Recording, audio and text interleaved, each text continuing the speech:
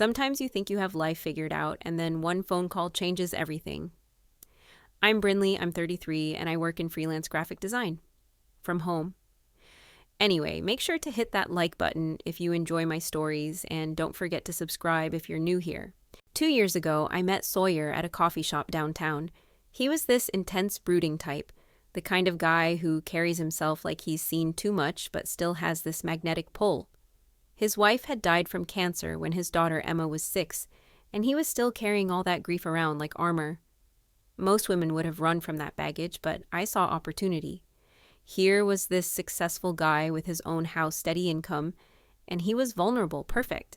The first year was amazing. Sawyer was so grateful to have someone who didn't run away from his complicated life. Emma was sweet enough when we'd do weekend activities or family dinners. I played the part perfectly. Understanding, supportive, patient. When he proposed after 14 months, I felt like I'd won the lottery. This gorgeous, damaged man with his beautiful home was going to be mine. Moving in 6 months ago should have been the final piece falling into place. But living with an 11-year-old every single day, that's when reality hit me like a truck. Emma needed constant attention, meals at specific times, homework, help rides to soccer practice, permission slips signed, lunch money counted out. It was exhausting and, frankly, not what I signed up for. Sawyer worked some corporate job that kept him busy until 5:30 most days, which left me alone with Emma after school. She'd come home wanting snacks, asking about homework, chattering about her day like I was supposed to care about middle school drama. I had deadlines to meet clients to please, and here was this kid expecting me to drop everything because she needed help with math or wanted someone to listen to her ramble about friends I'd never met. The breaking point came on a Tuesday evening. Traffic was apparently a nightmare, and Sawyer called me around 5:45 sounding stressed. "Hey, I'm going to be late. Traffic's a nightmare. Can you start dinner for Emma? There's chicken in the fridge, pasta in the pantry." I was in the middle of a logo redesign that was due the next morning. "I'm working. It's almost 6 and she needs to eat." I'm in the middle of a project. "Can you just throw something together? I'll be home in 30 minutes. That's when I snapped. "Look, I didn't sign up to be her mom. That's your job. Figure it out." I hung up before he could argue. 20 minutes later, my phone rang again. It was Emma's tiny voice asking if she could make herself a sandwich since I was busy. 11 years old, and she was handling the situation better than the adults. I told her, sure, whatever, and went back to my computer. When Sawyer got home at 6:40, Emma was sitting at the kitchen table with her pathetic peanut butter and jelly sandwich, while I was on the couch with my laptop and a well-deserved glass of wine. He made her actual dinner without saying a word to me. The tension in that kitchen could have been cut with a knife, but I wasn't about to apologize for prioritizing my career. This became our pattern. Thursday, he asked me to help Emma with homework. I'm not a tutor. Google exists. Friday, he wanted me to drive her to soccer practice because he had a late meeting. That's not my responsibility. By Saturday morning, Sawyer was ready for what he probably thought would be a productive conversation. "We need to talk about Emma." "What about her?" His voice had this edge to it that I was starting to hate. "You're going to be her stepmother in 4 months. You live in our house. I need you to help sometimes." "I help plenty. I clean. I cook for us. But she's not my kid, Sawyer. You had her before me. That's your responsibility, not mine." He got that stubborn look he wore when he thought he was being reasonable. She lost her mother. She needs stability. She needs adults she can count on. And she has you. I'm your partner, not her parent. I didn't agree to raise someone else's kid. "But you agreed to marry me. I have a kid. That was part of the package." The audacity of this man. "I agreed to be your wife, not a replacement mom." He stared at me like I was speaking a foreign language. "She's not asking for a replacement mom. She's asking for basic human decency. Food, homework, help a ride when needed. That's what you're for." Something shifted in his expression then. "Okay, let me ask you something. Are you my partner or are you not?" "Of course I am." "Then why don't you act like it?" "I do. I support you. I'm here for you, but your daughter is your responsibility." His voice got quiet in that dangerous way. "Emma lives here, in my house that I pay the mortgage on. You live here too in a house you don't pay for, using amenities you don't pay for." Now he was just being petty.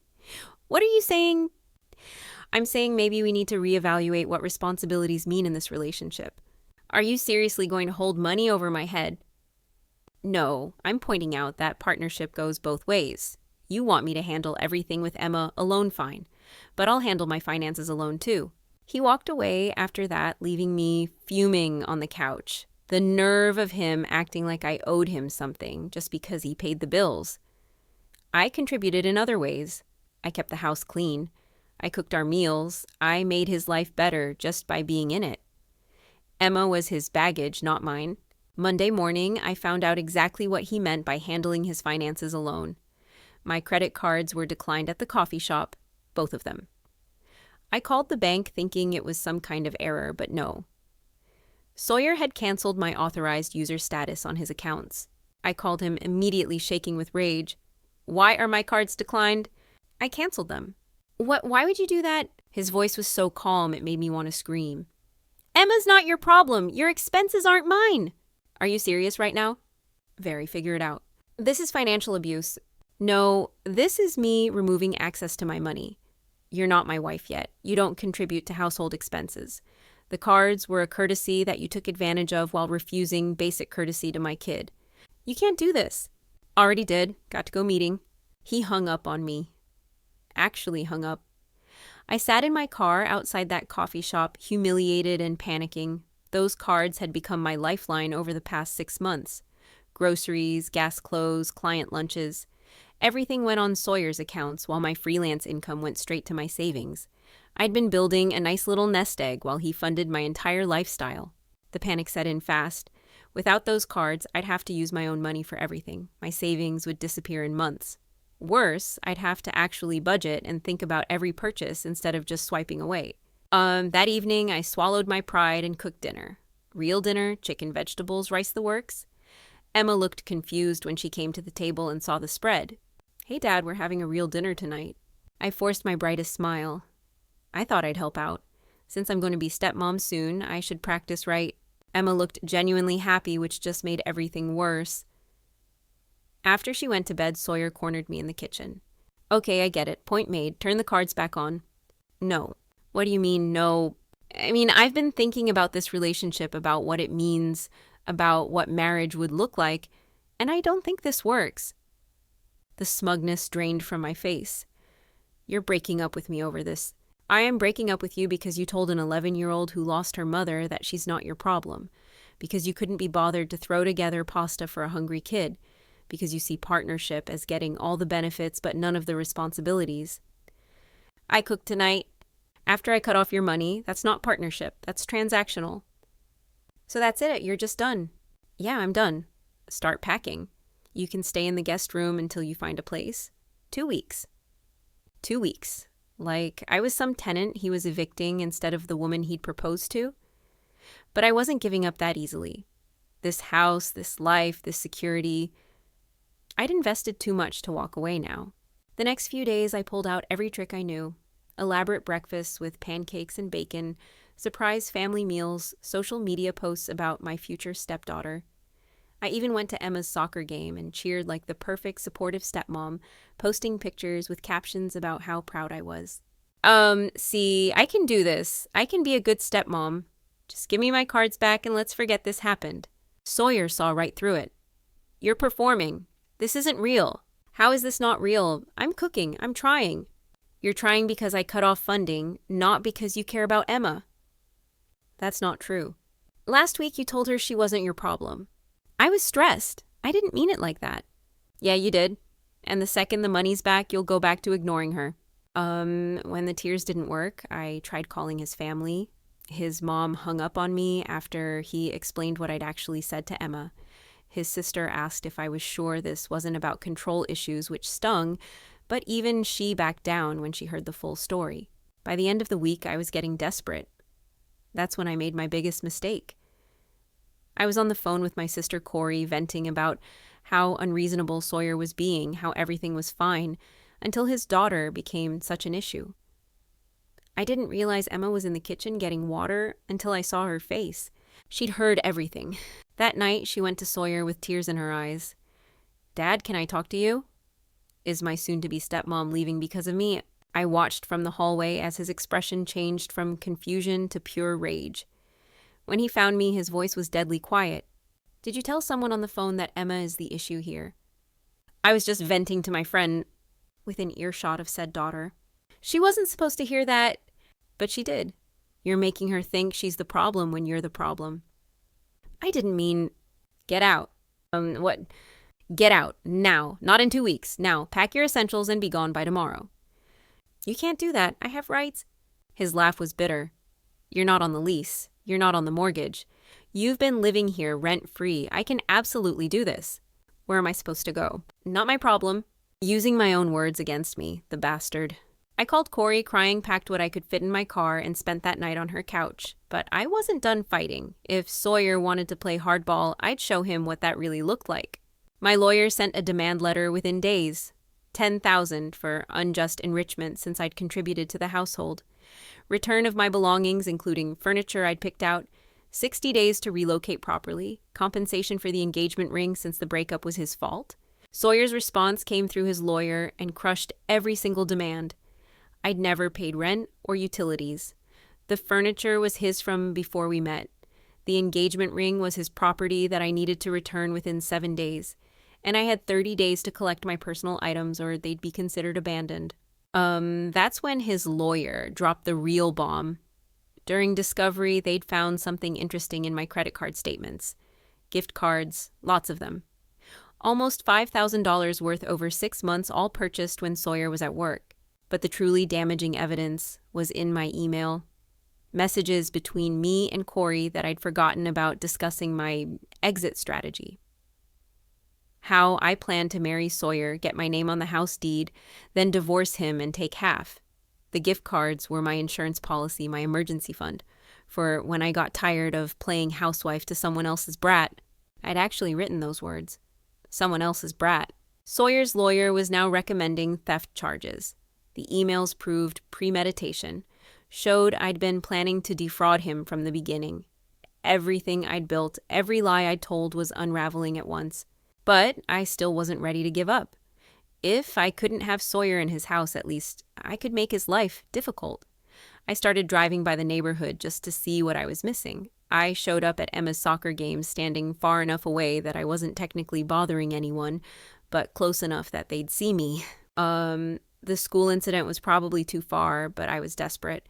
I went to Emma's school and tried to pick her up, claiming I was her stepmother and had every right.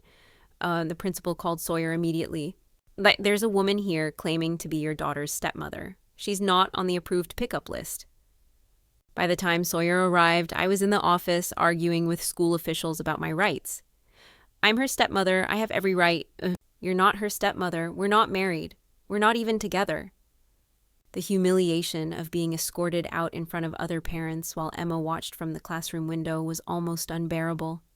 But what made it worse was Emma's reaction that night when Sawyer asked what had happened. "She was being weird, Dad. She kept saying how much she missed me and how we were going to be a family, but she never acted like that before. It felt fake." Smart kid, too smart. The restraining order hearing was the final nail in my coffin. Sawyer presented documentation of everything. The drive-bys, the school incident, the soccer game stalking text messages I'd sent about missing what I had and how he'd ruined everything. The judge wasn't sympathetic to my pleas for closure. "You had closure when the engagement ended. This is harassment." 1 year. I had to stay at least 100 yards away from Sawyer Emma, their house and Emma's school, for 1 full year. The small claims court ruled in his favor for the gift card theft too, $4,800 plus court costs, payable in monthly installments. My lawyer dropped me after seeing the email evidence. My best friend reached out to apologize for believing my lies about Sawyer being controlling. My social circle evaporated as the truth spread. 8 months later, I'm living in a cramped apartment across town, struggling to make my monthly payment to Sawyer while rebuilding my freelance client base. My reputation in our small professional community is shot. Half my clients dropped me when word got around about the theft charges. I drive past his neighborhood sometimes, careful to stay beyond the restraining order boundaries. Last week I saw him and Emma in the front yard with some woman I didn't recognize. She was helping Emma with soccer drills, laughing at something the kids said, looking completely natural and comfortable. Everything I could never be. Through mutual acquaintances, I learned Emma's grades improved dramatically after I left. She's more outgoing, happier, more confident. The woman Sawyer's dating now actually shows up to her games, helps with homework, treats her like she matters. The bitter irony cuts deep. I could have had that life. I could have been the woman who made that family complete. All I had to do was show basic human decency to a child who'd already lost her mother. Instead, my selfishness cost me everything: the house, the security, the future I'd planned. All because I couldn't see past my own convenience to care about an 11-year-old girl who just wanted someone to make her dinner and help with homework. I tell myself I'm better off without them, that Sawyer was too controlling anyway. But late at night in my empty apartment, scrolling through old photos of the house I'll never live in again, I know the truth. I destroyed the best thing that ever happened to me through my own toxic choices, and there's no going back. The monthly payment reminders from Sawyer's lawyer arrive like clockwork, a constant reminder of what my greed and manipulation cost me. 4 years of payments ahead, 4 years of remembering exactly how I lost everything that mattered. Some mistakes you can fix, some bridges you can rebuild, but some consequences follow you forever, and mine are just getting started.